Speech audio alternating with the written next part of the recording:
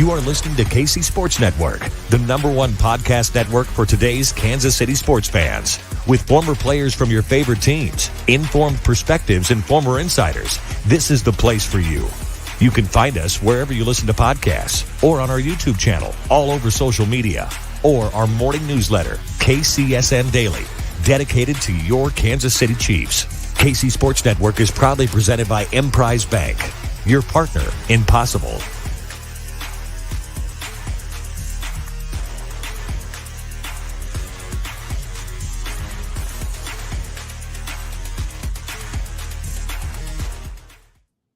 What's up, Chiefs Kingdom? Welcome into another live edition of Outside the Trenches, presented by our good friends at 5 Farms Irish Cream Liquor. I don't have the bottle in front of me. It's in my fridge right now. I like to keep it cold. I like to put it in with my coffee, my hot chocolate, stuff like that.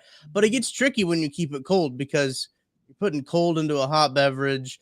Usually it cools it down just right to get that little Goldilocks kind of not too hot, not too cold. It's just right. But I'm joined here by Nick Leckey. Nick, how are you doing this week? How are you doing today? Just give me a vibe check. It's a great day. I reorganized the office. You can't see it, but I switched up the couch. So couch is over there now. Couch is over there now, and then I cleared off this area. So yeah, and then I hung the flag properly. Yeah. The text, it's not the Chilean flag, if that's what you're thinking, everybody. It's the Texas flag. I'm from Texas. I'm not one of those guys. It's where I'm from. I was born and reared there. I live in Kansas City now. Kansas City's my home, but I got to shout out the home state. Have to. You also have a really good Whataburger cup. I don't know if you have it in front of you right now, but I really enjoy that Whataburger cup that you have. It's MIA. It's MIA. I might have had too much 5 Farms one night and misplaced it. And one of my friends has it in its possession right now. So it's out there, just not with me. At least you know it's still alive and well. Yeah. And that's good. I do really like that cup. But if you guys are new here, make sure to like, subscribe to the video. Obviously, we've got a bunch of Chiefs content coming for you. Kind of play a big game this week. I don't know if you guys have heard. They play a little bit of a big game this week against the Buffalo Bills. Nick and I are here to talk a little bit about it and do our blind nils for this show. But Nick, before we get started, I kind of want to get your thoughts on the Chiefs game last week. Monday Night Football against the Raiders, high rivalry game, especially to the roughing the passer call on Chris Jones. What a wild call, right? There is, and you can tell NFL corporate has put a major emphasis since the Tua fiasco on player safety. I mean, I'm a referee. I'm a back judge on a high school varsity crew here in Kansas. So I do Friday nights, and our job is player safety and making sure no one breaks the rules. And I get the call, who's ever called it, because you have responsibilities, much like offensive linemen. You have responsibility. So not everybody's watching the ball. You're watching sectors. So, if it was the white hat making a call, if it was someone else making a call, they didn't have a proper look and they err on the side of player safety, right? And it's easy for us at home to make a decision based off of, what I see. Okay, I didn't see anything. Oh, but I'm gonna watch a slow motion replay and I'm gonna see something differently. And now I'm gonna see it and it's gonna be crystal in my head. I mean, you can't throw a flag at that point, right? You can't do your thing. Right. The only thing you can do is, if I was an NFL or college referee, is just err on the side of not blowing a whistle, right? If you see Chris Jones come up with the ball, like, hey, I'm going to let it play, because guess what? We can review a turnover. We can review a touchdown. And so that's something, too, where I love the idea where targeting is reviewable. And I love the idea. I think a quarterback, any sort of quarterback personal foul should be reviewable as well. Absolutely. And Chris Jones brought that up in his post-game press conference about making it reviewable, roughing the passer reviewable. I do agree that it's kind of gone on the side of a little kind of egregious in terms of reacting for quarterbacks. Like, what is, Grady Jarrett, I think, is the guy who flung down Tom Brady. What is he supposed to do? Like, what is Chris Jones supposed to do he brought this up, as a 300+ pound defensive lineman going to the ground with the ball, in his hands? He's the only player to get a roughing the passer call when he had the ball. What is he supposed to do in those circumstances? They can't defy physics. They can't defy things. I understand the game moves at an unreal pace, especially at the NFL level, to see that stuff. But I think that's kind of the big thing that was brought up after the game is like, what do quarterbacks or what do defensive linemen have to do now? Because the area is getting so smaller on quarterbacks, right? Like, can't hit them in the head, can't hit them below the waist. You can't land on them, you can't whip them to the ground. So now, what are defensive linemen supposed to do? Are they just supposed to just push them? Is that like what they want? But then, like, well, you can't push them. Look at Tua, right? Right, you can't push them because Matt Milano got the personal foul on that one. Also, these quarterbacks like to break tackles. Like Josh Allen, how are you supposed to bring that guy down? He is the Bills' rushing attack, so you have to treat him like a ball carrier sometimes when it comes in those circumstances. So it's tough where to draw the line and where that line does get drawn and how to call that. I mean, it's too, we talk about it being a reviewable call, but it's a judgment call already. So you're bringing a judgment. It's a judgment call when it's thrown, and then you're bringing someone else's judgment into it. It's going to be very interesting to see kind of how the league moves forward with this rule.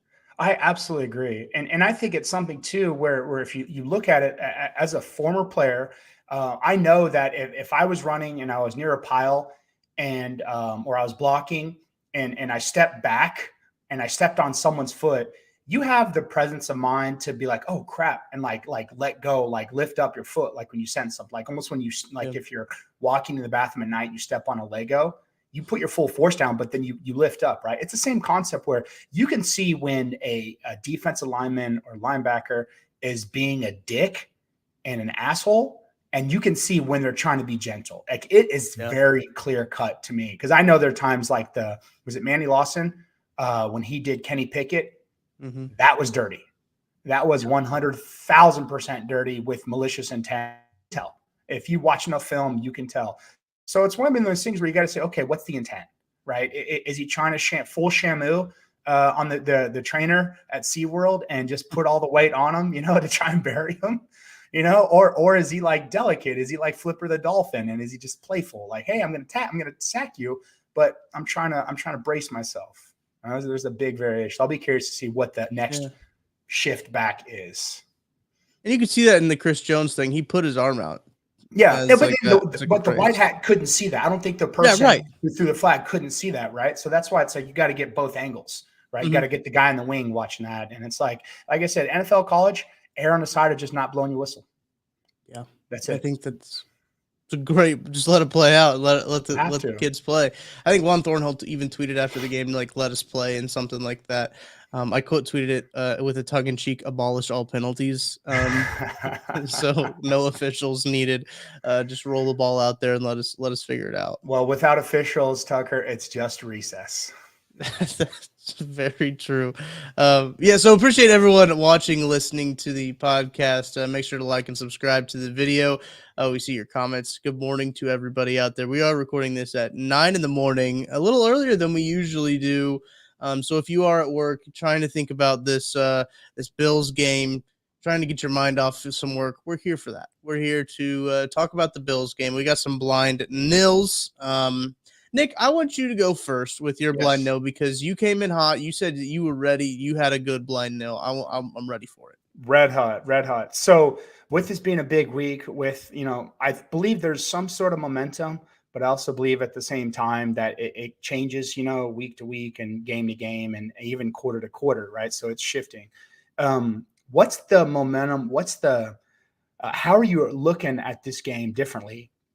Let's say if Hunter Renfrow and Devontae Adams don't run into each other, and let's say that the Raiders win, right? Are you really pissed about that roughing the passer call now? Are you mad about the going for two, the ones, and how does your outlook change if the Raiders won Monday night? Yeah, I think it's a little bit of a stop the bleeding type of attitude. And it's not an easy team to stop the bleeding against, right? It's probably if you consider the Chiefs number one, the Bills are number two. Or if you think that the Chiefs aren't as good as the Bills, Vegas doesn't think the Chiefs are as good as the Bills. The Chiefs are number two right now. So it's like, these are the top two teams in the AFC. This will be the AFC championship game. And when we talk about this game in January, this will be the AFC championship game. I'm confident both teams will get there, health willing. And I think that this game has a little bit more of a panicked little air to it, right? I think that in Chiefs Kingdom, you start to get a little more worried if you do drop that game to the Raiders. If, Devontae Adams catches another deep ball, if he gets loose again and you think, okay, they've got Devontae Adams, but now you're going up against Gabe Davis and Stephon Diggs and Isaiah McKenzie and like a bunch of weapons that you really have to account for. It gets a little hairy there, and I'm still a little bit worried, I think, about the Chiefs secondary when it comes to defending Diggs and Gabe Davis. Gabe Davis, I don't think Chiefs fans forgot this. He had a pretty good game against the Chiefs the last time they played in Arrowhead. So I don't think that Steve Spagnuolo is going to forget about that. I don't think anyone on the Chiefs defense is going to forget about that. So talk about that actually on today's KCSN update coming up here later today. I sit down with Greg Thompson to cover one. They cover the Buffalo Bills very closely, very similar to what KCSN is for the Buffalo Bills. Cover one is. So very good conversation with him of how the Chiefs will try to cover those two wide receivers, especially with L'Jarius Sneed, Rashad Fenton not having his best game. And I think that's kind of the mood is definitely different if you go into this Bills game without a dub. So I'm glad that the Chiefs did take a dub into this. What are your thoughts on it, Nick? I think it's something where if the Chiefs lost, then they're sort of circling the wagons. And I think what they're doing is back to that run game, right? I mean, you're not getting that production from the run game. So it's like if you don't have somebody, this is a great defense. This is a absolutely fantastic defense. The front four is as good as any in the NFL. And if you don't have some sort of, and I'm not talking like a rushing attack, I know the Chiefs aren't going to do that, but if you have to at least give the impression that you're going to run the ball every now and again, like I said, 10 to 20 times, to stop the defensive line from pinning their ears back and playing pass only, right? And I think that's what they're going to do. And if like you don't have that to mix it up, to body blows as a boxer, it's not going to help you out at all. And coming off, if this would have been a loss, your ego's hurt, your pride's hurt, right? You lost to the Raiders. It's a divisional game at home, and you lost it. So you're not playing with that much confidence at all. So it's like it changes it up radically. Now that being said, they won, so you're confident, but there's still a lot of stuff to clean up if you're Kansas City. And it's like you're not going to be able to get Travis Kelce 4 touchdowns, because I think even after the game when he was asked, how do you get open the end zone? He laughed. And it was like that was a real laugh. Like I heard that laugh as I have no flipping idea. Like I'm still as shocked as you are that I got open, and let alone that many times for a touchdowns in the red zone. It's like how they don't bracket him and say, beat us with someone else. I'll do it. It's always mind boggling to me. That's got to be a Raiders issue, right? Like that's, I mean, I know Andy Reid is good at scheming in the red zone, but like letting Travis Kelce get open 4 times in the red zone, granted, okay, let's say 3 times, because the one touchdown he had where he ran the drag route and then he ran all the way back across the field. I'll give that one to Travis Kelce, right? Yeah. That's all Travis Kelce's doing. Well, 3 times. My guy was who's my guy? Who's my guy? Other tight end. Oh, Jody Fortson ran an interference. If you watch it from the angle, he was running interference on that play in the back of the end zone. Was 100% running. He was right behind him. He was the guy behind the guys celebrating because he ran a little, just slowed it down. He's running, slowed it down, let him get it. And I like what Ryan Clark said too. There are chosen ones and there are lambs, and it's like sometimes you got to run a decoy route. That's true. I think, Travis Kelce, heck of a game, like 26 yards, 4 touchdowns. That one that will literally never be replicated again. Man, I don't know if you saw his social media after the game. He was tweeting about Al Bundy, I believe is his name. Polk High legend, Polk High running back. He got a message from him about his 4 touchdown game. So did you watch the video? Did you watch the clips, the edit? Yes, I did. It was very good. I imagine you have no clue what TV show that is, right? No, I don't. So the TV show was when I was a kid. It was in the late 80s, early 90s. It was called Married with Children. And it was Al Bundy, and it's the dad or the grandfather from Modern Family. Yeah. Okay. Right? And it was when he was slimmer, like, because he's bulked up since then. And he was a shoe salesman, and he had like a family life. He had 2 kids, a teenage daughter and a teenage son and a wife. And it's a really good show. Would probably get canceled in this day and age. It's funny because he openly talked about going to the nudie bar. And, he's a shoe salesman and, whatever. It was pretty funny. But yeah, that was his claim to fame. It was a good cut. I've never watched the show. I obviously do know Modern Family. I've watched that. So I did know, obviously, the actor who does play that. Eric Stone Street was who sent the video in to Travis, well-known friend of KCSN and also friend of the Kansas City Chiefs. I think that's just a great performance by Travis Kelce. He's seen some comments up over here about 4 touchdowns in one game. Someone asked about Trent McDuffie. He is practicing, so that is good. It's open the 21-day window for him to return from the injured reserve. Help is on the way. As was it Shannon Sharp once said, help is on the way. So it's good to hear. He could suit up for the Buffalo Bills game. I don't think it's certain as of now if he will suit up for that game. But having him out there will be big when the Chiefs have to take on these 2-3 great Buffalo Bills wide receivers and try to contain Josh Allen at the same time, because Josh Allen is their rushing attack. That's how they run the ball. It's unreal. It's absolutely unreal. And if you're a fan right now, this reminds me of my childhood when the 2 greatest teams in the one conference, the Cowboys and the 49ers, so Troy Aikman and then Joe Montana, Steve Young for 49ers, whoever won that playoff game, that was going to be who you're going to crown the Super Bowl to. So it's one of those things where this is what we're watching right now. So this will be epic. Do we get Tony Romo and Nance? Yep, Romo Nance. Yes. Is that who's your favorite? Who's your favorite combo? I really liked Michaels and Collinsworth. Obviously, that's not a thing anymore, right? But I think probably now it is Romo Nance, just because. I mean, Trico's fine. I like Chris Collinsworth. I think he's funny. Like, I don't take him as seriously as everyone else does. I like to think that he's more funnier than people think. As you guys know, I don't like to take myself very seriously. So, I think it probably is Romo Nance. Yeah, I did. And I think the reason why I love them too is because I think it's the atmosphere he brings to the games when you're not a fan. Like if I'm watching like Chicago, Green Bay or something like that, he brings a good atmosphere where he's got some seriousness blended in with some comedy. And he knows when it's a real situation or live situation. So that's what he brings. And I love the atmosphere that he brings. And shout out to Jared Souders too. Challenge soccer team back in the day. I see. I'm trying to look up who has the Super Bowl this year. What broadcast has the rights to it? Is it in LA again?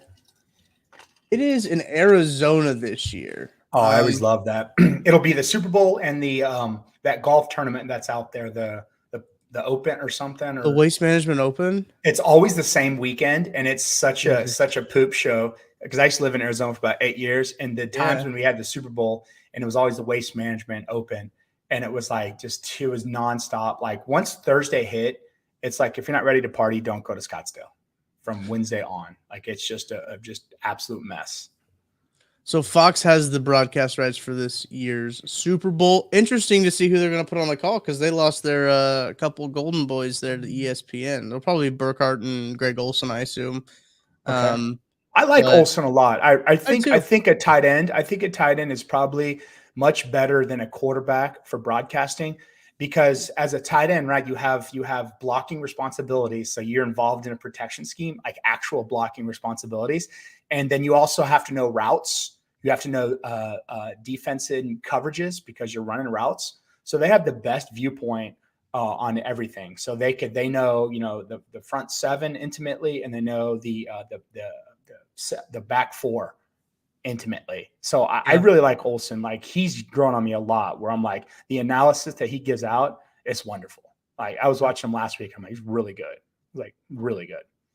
This brings up the point. This isn't my blind note, but I'm curious when it comes to themes. Now, I know you didn't really hear them right when you're playing, but like when you're watching a game and you hear like the Fox NFL theme, the CBS, the NBC, the ESPN, which one is your favorite? The dun dun dun dun. What's that one? That's Monday Night Football, I believe. Oh, yeah, that one. But I don't. But that the theme. That's my favorite theme. My favorite slot as a fan is Sunday night.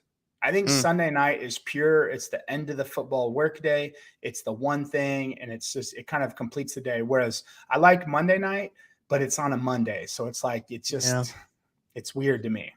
I'll tell you, the Monday night game threw my whole week off. I woke up the next day thinking it was Monday because I'm so used to like doing Chief stuff on Sundays and then waking up and it being Monday. But I woke up and it was Tuesday and I just like felt so behind. I was just like, wait, I've got to do this, this, and this now that it's Tuesday. It felt very weird. But my favorite is the Sunday night football theme. Is that Carrie Underwood? She does that, but it's the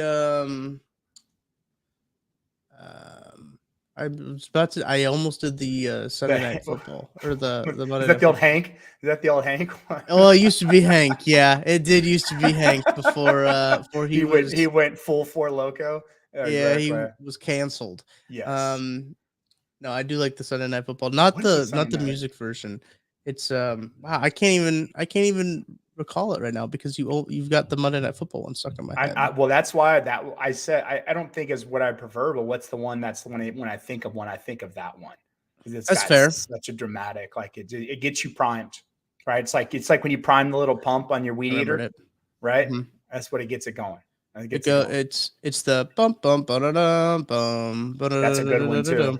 That's a good one too. That's super strong. That's like NFL film strong right there. It reminds me, like when I hear that, it takes me to like cold weather, being in school. I got homework due the next morning. Like that's where it takes me back of like just watching football, almost Sunday Scaries type vibe of like, man, I got a lot of stuff to do tomorrow, but like this is the last bit of fun I can have before the week starts. Oh, I like that. See, I didn't grow up watching football. Like it would be on, but I'd watch it casually. I watched the Cowboys when they were playoffs and stuff like that. But it was Sunday. It was not like football day. Watch football and do that. Chores day. Not even a chore. It was play. I'm going to go outside, ride my bike, hang out. That's kind of cool. Yeah. All right, Nick, before we get into my blind nail, I have to tell you, obviously, you already know about Liquid Death. Don't have a can with me. I can't show you what these cans look like because I've drank all of them. That's how good Liquid Death is. I've drank every single one of them. I went and recycled every single one of the cans. And, when I go and look for these, you can find them, in like the 12 packs. You can find them in the bottled water section, but they look like tall boys of beer. And you might be thinking like, why is this like Miller Lite tall boy? Why is this Coors Silver Bullet? Why is this Bud Light tall boy in this bottled water section? Well, it's not actually beer. It's bottled water from the spring, or from spring water from the Alps, not even bottled either. And it's called Liquid Death. Listen, if you know this podcast, if you know the KCSN, you know why it's called Liquid Death. But I'll tell you why it's called Liquid Death, because it brutally murders your thirst. That's right, brutally murders your thirst, and they're helping bring death to plastic bottles. And I hate plastic pollution. Nick, I know you hate plastic pollution as well. So they're bringing death to plastic bottles by donating 10% of their profits to every can sold to help kill plastic pollution. Let me tell you about some of the flavors they've got. They've got the still water. They got the regular sparkling water, which is unflavored. They have 3 flavors of their seltzer water: mango, berry, lime. All 3 very good flavors. I've told the story before, but this is one of my favorite stories about Liquid Death. Is I had a little bit longer hair. I've cut my hair since then, but I went and I people say I look like Creed Humphrey, which I do. And Creed Humphrey has the billboards all over Hy-Vee, right? So you see his little like cardboard cutouts, and someone was like, "Hey, are you that guy on the cardboard cutout?" And I was like, "No, he is actually way taller than me, but this cardboard cutout looks like he's my size." And then I went and reached for the Liquid Death at the Hy-Vee, and I was putting some Liquid Death in my arm. They're like, "Oh no, you're the guy from the podcast, yes, who drinks Liquid Death." And I said, "You're right, that is me." So Liquid Death will get you recognized in public. And here's what you got to do to find a Liquid Death. You got to go to your local Target, Walmart, 7-Eleven, all 3 things that are in Kansas City. And you can find a locator, Liquid Death retailer near you with their store locator tool at liquiddeath.com/KCSN. That's liquiddeath.com/KCSN. Give us that corporate click there at the link, liquiddeath.com/KCSN. All right, Nick. Yeah, I really do enjoy that the sparkling water that they have. It's better than LaCroix. I'll say it.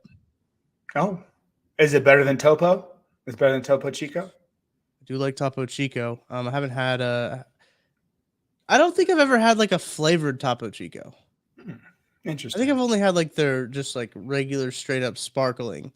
I like the cans. I like the Liquid Death better in the can. The can. I mean, I'll tell you what. The can makes you feel like you're drinking something. It does. And then even though you might just be drinking water, it makes you feel like you got something on your hands. I trick my kids to drink it. They think they're drinking. Yeah. So anyway, you can get the kids to stay hydrated, murder their thirst as well. That's true. It's a great strategy on their part, just to make water look cool, make water cool. Encourage you to drink. Yeah. And it's good for the environment. It's like perfect. Like it's a no-brainer. Absolute no-brainer. Nick, I've got my blind nail here for you. Let's talk about it. What's one thing, and I think I know your answer. I was starting to write up this blind nail, and I was like, I think I know what Nick's going to answer. Oh. What's one thing the Chiefs have to do in this game if they're going to beat the Buffalo Bills?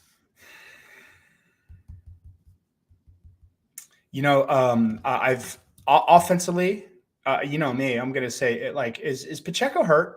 What's the deal? I don't think so. He didn't. The usage that he got last week was shocking, I'll say. Yes. It was very. I think he had 2 snaps. I want to say. I'll have to look that up while you're talking, but I don't think he's hurt. So get him going. I think you got it. Like same thing, and this would be my concept. Anytime will be that you gotta feed Clyde. Right, you gotta let him get in there. You gotta give him some more reps. You gotta squeeze in. I know McKinnon's the blocker. I know he can block really well in pass pro. I know Clyde can do his thing too. So I'm gonna say you got to run the ball, and what that does is, you know, that blunts the rushing attack from Buffalo, you know, and it keeps them honest. So they're not just pinning their ears back and getting 10 yards up the field, because they're gonna watch that film, and they're gonna say, hey, these 2 tackles are susceptible. Yeah. You know, they're susceptible. Like this interior is solid. Allegretti played solid. He played really well at right guard, you know, filling in. But they're going to go after them tackles 100%. If I was Buffalo, I'm going after Wiley, and I'm going after Brown. Like that's 100%. You've shown a weakness. You know, Mahomes is back to his drifting days where he's getting 10 yards deep, which puts tremendous pressure on a tackle. So that's what they're going to do. And if you can scheme it where you run some draws, get back to your downhill runs, you know, I think that Chiefs will have a chance to win. And then secondly will be, I love it, Bolton on a spy for Josh Allen. Yeah.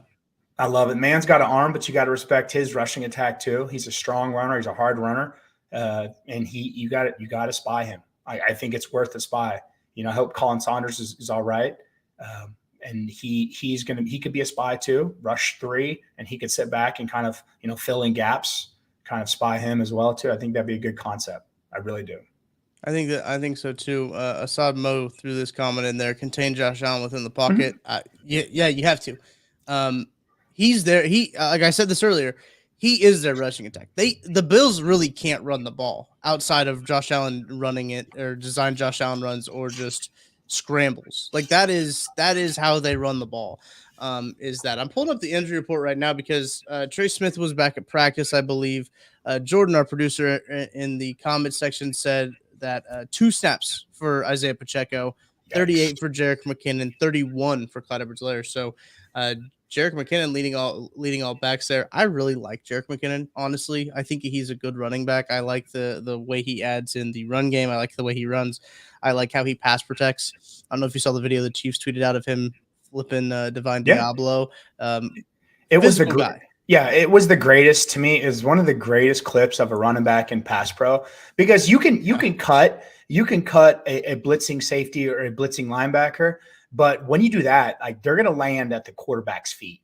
So not only did he cut that blitzer, but then he also stopped him in his tracks, where he kind of like it's called like, I don't use the proper term, but it's a phone booth cut, where he cut him and then stopped him at the same time and then contained him. So that way it keeps that pocket, it keeps the air in that pocket. and it gives you that time to sort of breathe, Mahomes to breathe. And so it was brilliant. I tweeted out something before a couple weeks ago about him.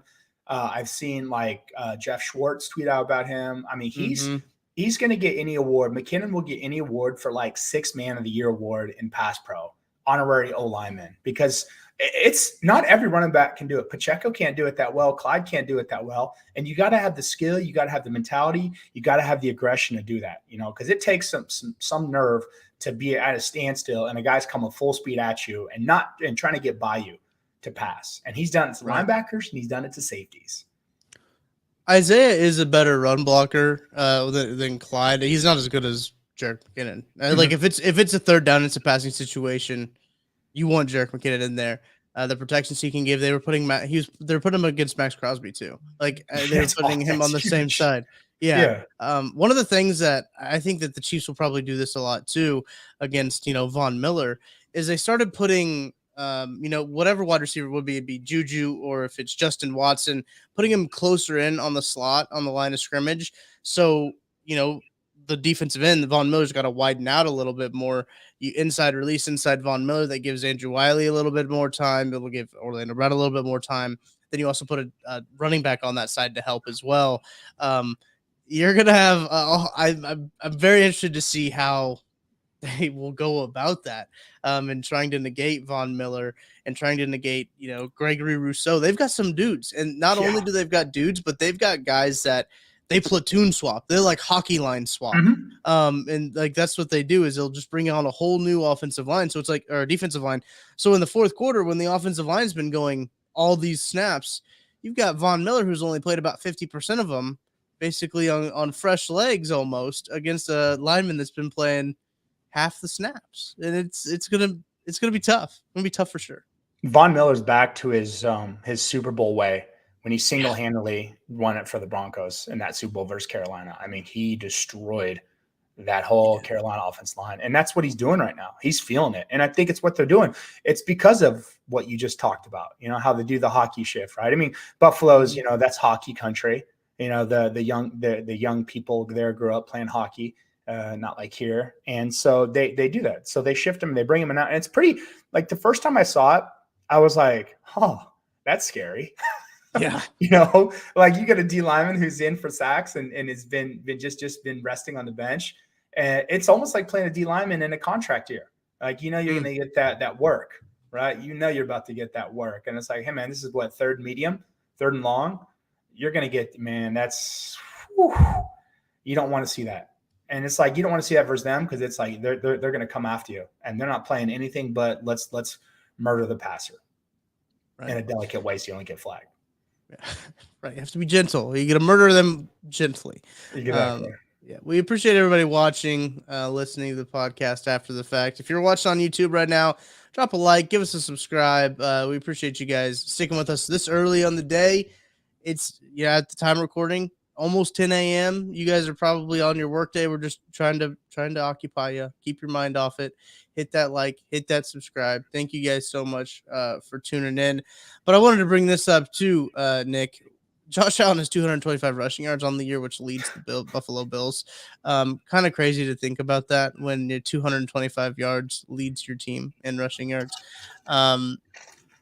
To me, I think it's simple. I think the Chiefs have to run the ball. I think the Chiefs have to run the football, and I think a lot of the narrative has been around Patrick Mahomes is you got to keep him off the field, right? You got to keep him off the field, so you need to run the ball. You need to eat up the time of possession.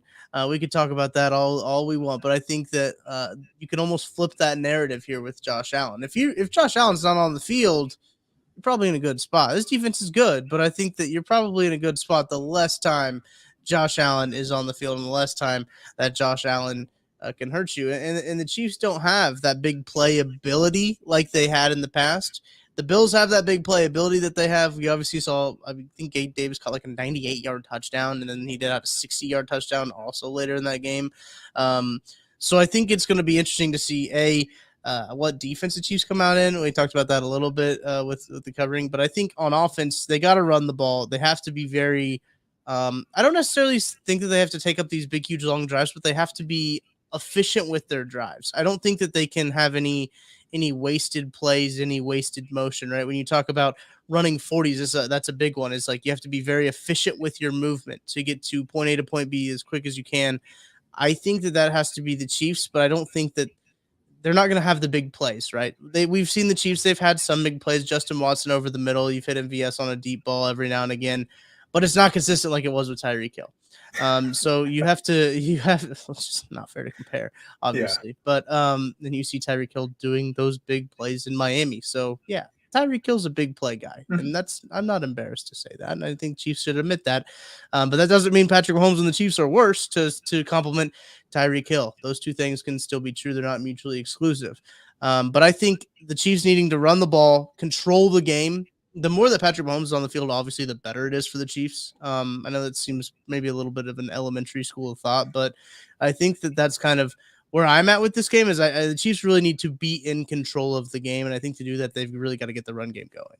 Yeah, I would absolutely agree. I mean, I think also too when you talk about having a linemen that are top, that if you don't get that run game, if you don't wear out both those lines, then you're going to have hell to pay in the fourth quarter when they're fresh leg and they've been working you and they have all the juice, all the confidence, and they call a pass play and it's 3rd and 8. And you're sitting there like, golly, man, this dude's been working me all day. This is going to be a nightmare. And the other guy, the D lineman's thinking, man, I've been working this guy all day. I'm going to get him right here in this one too. So you want to avoid those situations, right? So you want to make this will be a 12-round boxing match. And what running the ball does, it's body blows all day. So that way you come to the fourth quarter and they're like, okay, well, now if you're a D lineman, you're like, okay, well, I got to kind of play this run too because they've been showing run a lot too. So I got to have that responsibility. And that lessens the knife's edge from those guys. So yeah, that's exactly Absolutely. The name of the game. Yeah. Well, Nick, appreciate you hopping on, doing another podcast, another one in the books. Appreciate everyone watching with us. You got any final thoughts before we let the people go back to what they were doing? No, man, just like and subscribe. Let us know if you want to hear something different. We're always down for the wacky. This is your B-sides here. This is partial analysis, but mostly like, let's see what we can have fun about the game.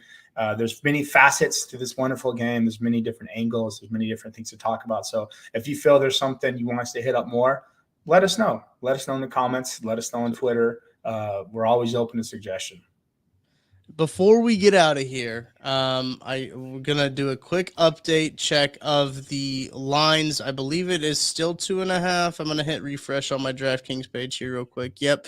DraftKings Sportsbook still has the Chiefs dogs at 2.5. Bills favored by 2.5 points at home at Arrowhead. I've tweeted out a couple stats from this when it comes to the line.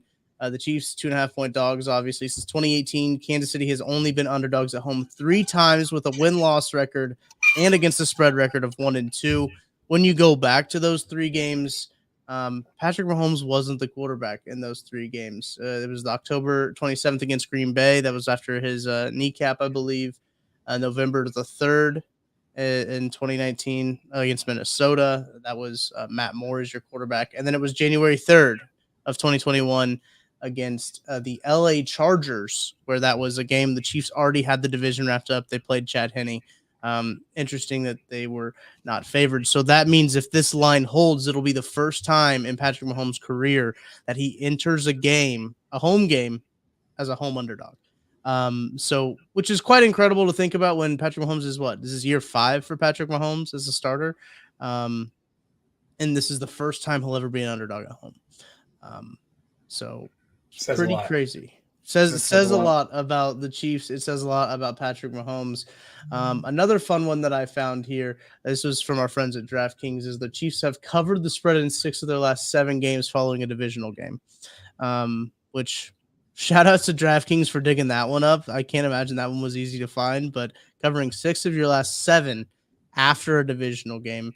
Chiefs home dogs, plus 115 on the money line right now. If you feel confident in the Chiefs, go ahead and hammer that one, sprinkle it in with the plus 2.5 spread. Just a little sprinkle. I wasn't confident enough to put the Chiefs money line on my locks this week. Yeah, well, you know what? I think motivation, word gets around in the locker room that it's like, hey, we're dogs this week. And like Michael Jordan in his documentary, right? And I took that personally. The Chiefs, I'm sure, are taking everything personally. They're gathering receipts, is what they're doing this week, leading up into this game. It's going to be an amazing game. I'm so excited just to watch this, football game. As just like a neutral fan. A neutral fan should be excited to watch this game as well. So Nick, once again, thank you for hopping on, joining this episode of Outside the Trenches. We'll be back next week to give you more blind nils. BJ Kissel will be back next week. Got a lot of stuff going on here. KC Sports Network, a lot of moving parts, a lot of shaking and grooving going on. So that's why it was just me and Nick here. So as for myself, Tucker Franklin, Nick Leckey, we'll be back next week.